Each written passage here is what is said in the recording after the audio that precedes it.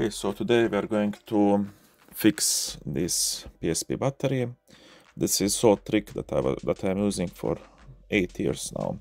So I have a lot of DS Lites that are completely broken, and cells in them, battery cells, are really good. The slim PSP 2000 and 8000 use 1000 milliamp hours battery, but this fat PSP 1000 uses 1800 milliamp hours battery. But this battery is dead, and usually quality in fake or clone battery packs and original battery packs is really bad. So either way, even if we install this 1000 milliamp hour battery from Nintendo DS Lite, it is going to hold a lot longer than any Sony or clone of Sony PSP battery. This is from experience. This is not just talking gibberish. This experience, 8 years of experience with fixing these batteries. And we are only replacing cell. It is not a dangerous task. I am not advising you to do this, but you do it on your own risk. But I am doing it quite a long time, and at least 50 of PSP's batteries were fixed this way, and they're working till today. The important part about PSP is that it needs to be charged every 2 to 3 months, no matter if it's original battery or this repaired one. So now this DS Lite battery I have previously used and for some other project, and I have destroyed this PCB. Now you can install DS Lite battery with this PCB that has protection, or you can install only its cell of battery.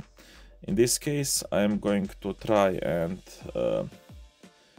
review this DS Lite cell, to review the PCB with external charger, and it will not work, so I am then going to remove this PCB completely and solder battery cell directly to PCB of PSP battery.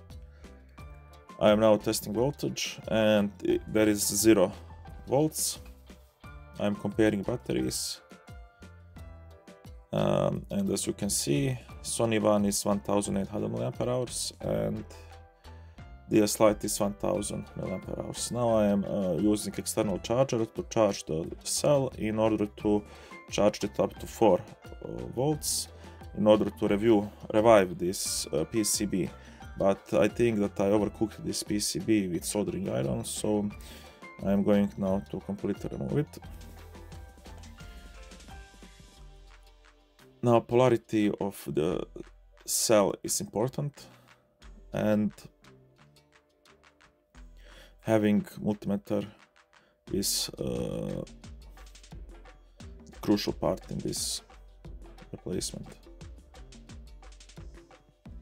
These batteries have very low voltage, so there is not going to be any problem with them, with combustion and so on.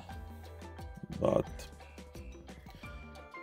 one needs to be careful when repairing batteries. We will see later that I'm going, after soldering these batteries, I'm going to use 2 layers of isolation just in case.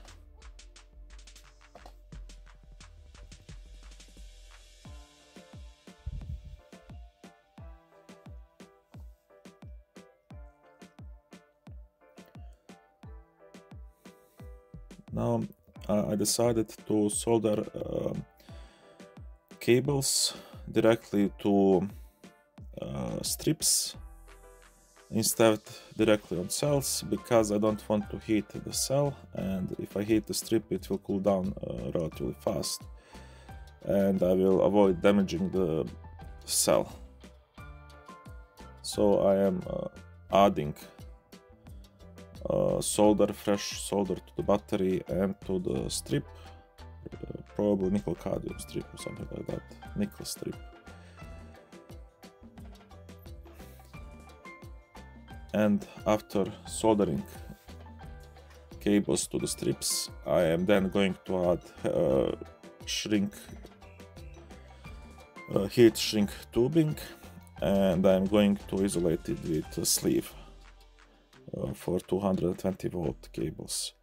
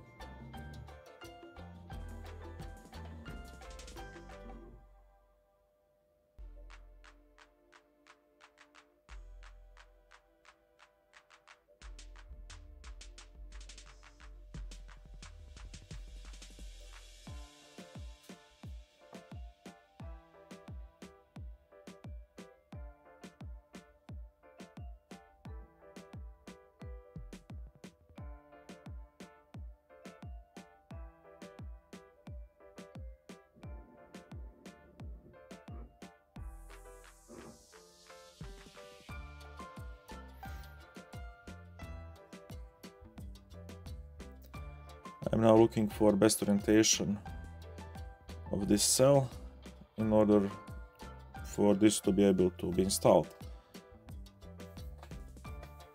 and glued later on together. So this orientation is not the best option, so I'm orienting it in another direction, and it looks fine this way. So I'm going to do some cable management now, and then I'm going to solder it directly to PCB.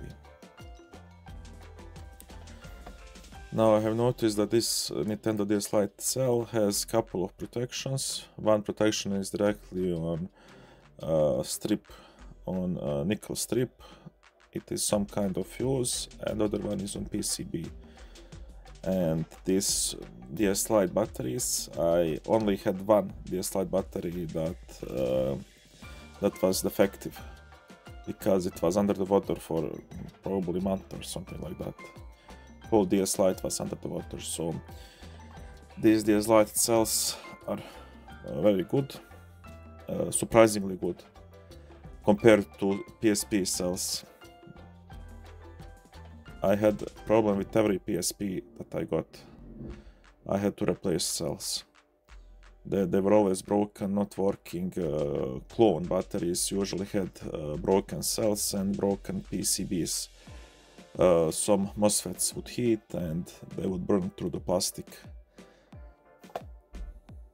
So in many cases the clone battery packs were not reusable because PCB was destroyed. But the original ones had always have good PCB but bad battery. Bad cell, yeah, battery cell. So now I'm doing some cable management in order to remove as much cable as possible. And I am now going to solder these ends to correct place.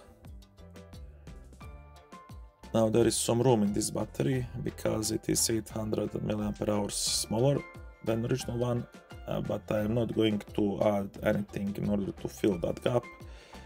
I have already added Kapton tape isolation, and when I put upper part of the shell of the battery pack, it will hold PCB in place. So there is no need for me to put anything inside this battery pack further in order to fill the gap.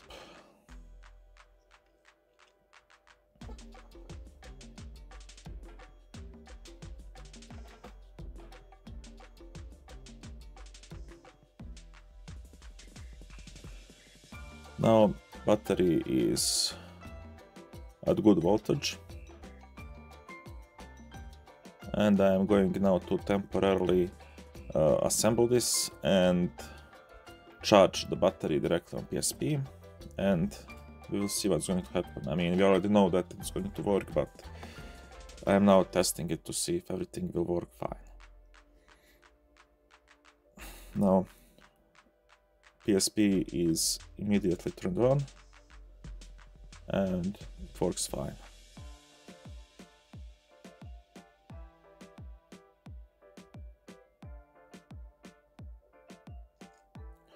I'm now going to put charger, and I'm going to charge the PSP now, and we will see that the orange light is turning on. And it took like 1 hour, 1.5 hours for PSP to be fully charged, because this battery was at 3.6 volts and it should be at 4.2. So about 1 hour, 1.5 hours. Now I have tested this battery, and I'm now going to super glue the battery pack. I am using regular tape, plastic tape, in order to put everything in place, and I'm going to now to glue the corners. Once the corners are holding this battery pack, I'm going to remove this tape and glue the place under this tape that was left. And this way the battery cell will be completely isolated. Everything will be glued, super glued. Now, if you are using super glue, I recommend buying the high quality super glue, because it is more effective this way. It is going to harden faster, it will have better mechanical properties, and it is worth the price. I a couple times used cheaper alternatives of super glue, and I usually destroyed those parts because hardening was not fast of the super glue, and I created a mess on the surface that I was super gluing, and it was not presentable, and I was not able to send that to the customer.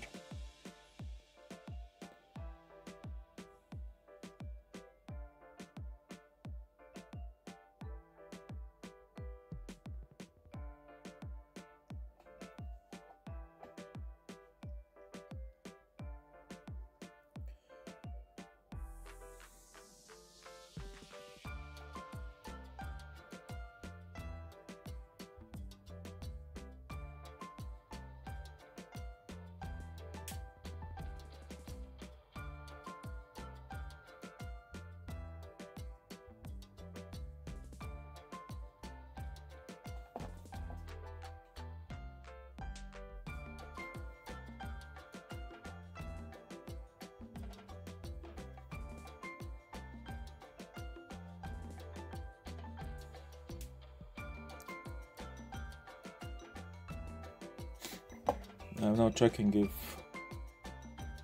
super glue hardened, and I'm now going to remove the tape.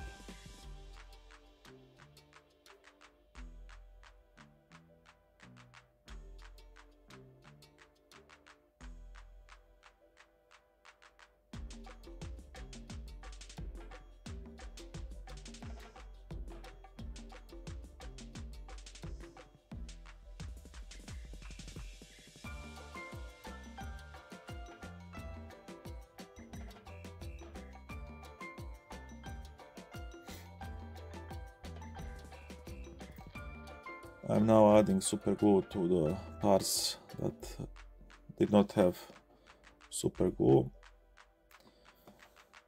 and this battery will be finished once this is hardened. After this, I installed battery into PSP and I charged it. Orange light went completely out, and battery was fully charged and discharged and charged and discharged, and it worked fine. So that was one PSP with new battery. Yeah, one PSP that has new battery now, and I am now going to turn this PSP on, and we can see backup of my games that I had laying around. So everything works fine. We can see that it's fully charged. Okay, so now thank you for watching and see you in the next video.